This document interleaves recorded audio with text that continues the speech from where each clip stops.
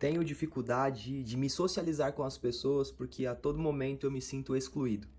Então, sem perceber, eu acabo me excluindo para não ser excluído.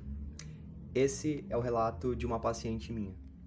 E nós fomos investigar, obviamente, o porquê que ela sente isso, por que ela se exclui, o porquê que ela tem dificuldade de socializar. E nós investigamos isso com o EMDR e com a hipnose. Muito prazer, meu nome é Guilherme Viana.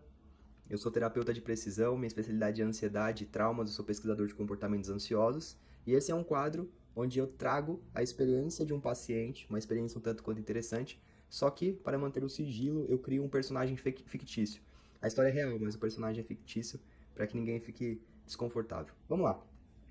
Quando essa paciente me relatou que ela tinha uma dificuldade de socialização, ela sempre se sentia excluída, nós fizemos uma certa investigação, né, no inconsciente dela para entender o porquê que a todo momento ela se sentia nesse estado de exclusão, de abandono.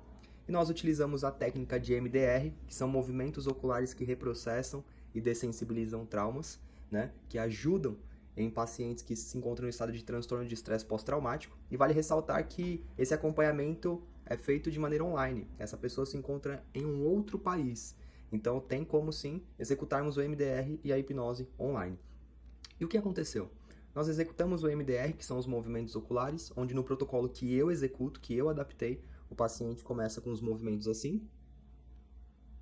E esses movimentos oculares vão trazer memórias, sensações e emoções daquilo que, vamos dizer assim, de uma certa forma, comprimiu o paciente e trouxe ele a esse estado negativo.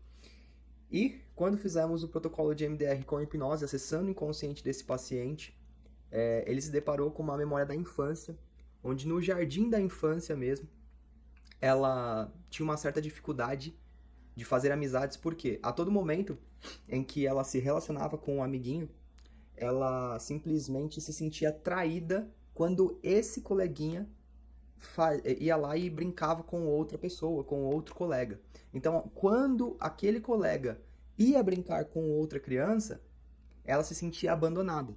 E aí, o que aconteceu? Ela começou a desenvolver o comportamento de autoexclusão.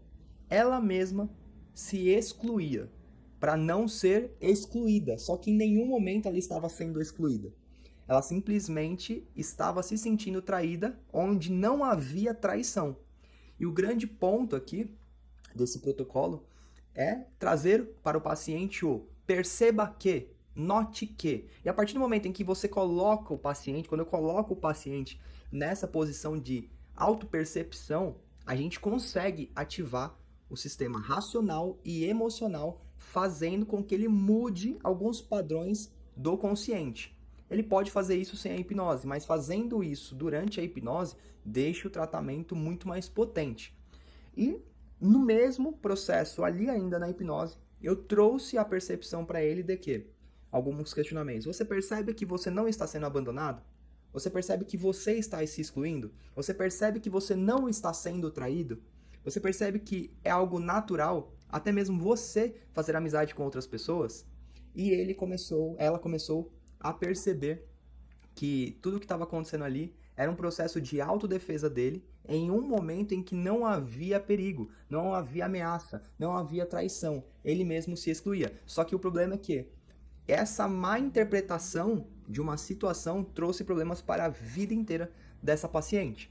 E hoje nós conseguimos reprogramar o inconsciente dela, trazer essa percepção, fazer com que ela se socialize com mais facilidade, entendendo que quando uma pessoa deixa de conversar comigo e começa a conversar com outra, por exemplo, numa festa, eu não estou sendo traída, eu não estou sendo abandonada. E tudo isso vai fazer com que ela tenha a partir de agora um comportamento saudável pró-socialização. Então foi esse o padrão comportamental que foi despertado, essa correção, né, no paciente, na paciente, para que ela venha a ter uma socialização sadia e tranquila, sem nenhuma preocupação, sem nenhum medo. O mesmo a gente se depara quando nós vemos muitas pessoas com aquela dificuldade de sempre estar agradando os outros. Isso eu costumo dizer que tem envolvimento com gatilho de abandono. Por quê?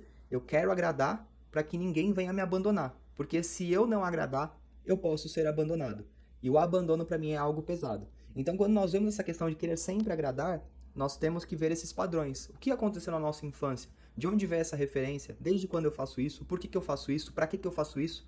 Entende? Então, nós temos que analisar tudo isso. E é por isso que eu trago essas análises. Essas análises, não necessariamente o que aconteceu com essa paciente que eu trouxe hoje, pode ser o que está acontecendo com você.